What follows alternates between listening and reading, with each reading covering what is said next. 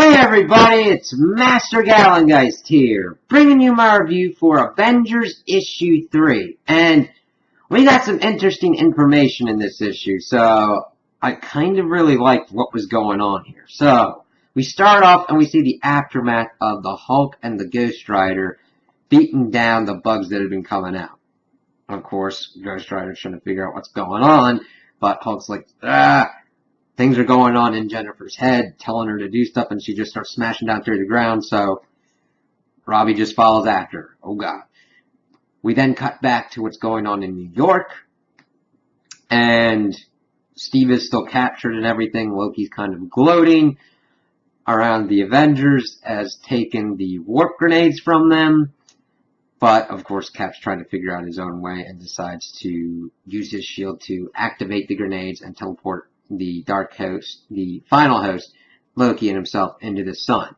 Of course, the rest of them are freaking out about that, like, we gotta go get him, but we kind of switch at that point, and we see that Doctor Strange and T'Challa are having a kind of harder time underneath in the Earth, because the bugs appear to be getting stronger and feeding off some kind of energy source.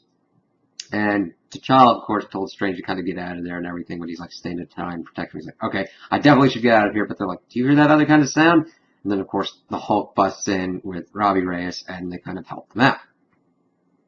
We kind of switch back, and we see that Steve has survived, and Loki just kind of like is talking to him about what's going on, saying that we're just going to exterminate the Earth with whatever plan that we're going for. Cap, of course, is trying to appeal to the good in him, going, listen, I know your brother sees good in you. There's got to be a good guy in you somewhere as well. Because, you know what, Cap? I am the good guy. This is what it looks like. And he's like, well, that's what some of the Nazis said. And he's like, listen, I'm older than all of your wars and everything. And I know what I'm doing. And then he talks about the one Dark Celestial that was in Marvel Legacy. And how he had come to Earth, and he was kind of discombobulated and everything, and then his father and the primordial minion Avengers, that Loki calls them, beat him up and buried him in the dirt, and he helped him bring him up to his final form and everything. It's like, oh jeez, yeah. And he decides to, alright Cap, we need to go, we need to fix the Earth. There's an infection going on, and the Earth either heals up or it dies. And that teleports them to the North Pole. Okay. We get back, and we see the Avengers are trying to figure out what's going on with Carol, Tony, and Thor and everything. And they're like, alright, we got confirmation that Cap's alive. So is Loki and the Dark Celestials. Carol and Tony keep butting heads. He brings up me meeting in Newcoma. Thor tells them to stop their civil warring, which I thought was great. And then they're like, okay, what's kind of... They start hearing some stuff, and of course, Robbie pops out with Doctor Strange, T'Challa, and they had put the Hulk in the trunk because you have to put the Hulk in the trunk at that point.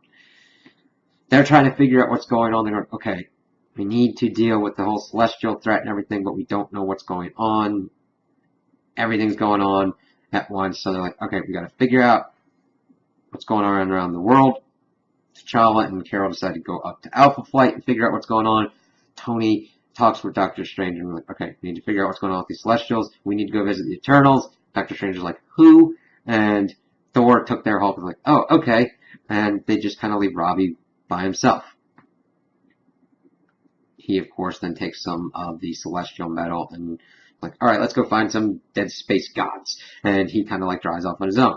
We see that Thor and the Hulk went to confront Odin in old Asgard to get more information about what's going on. So it's like, okay.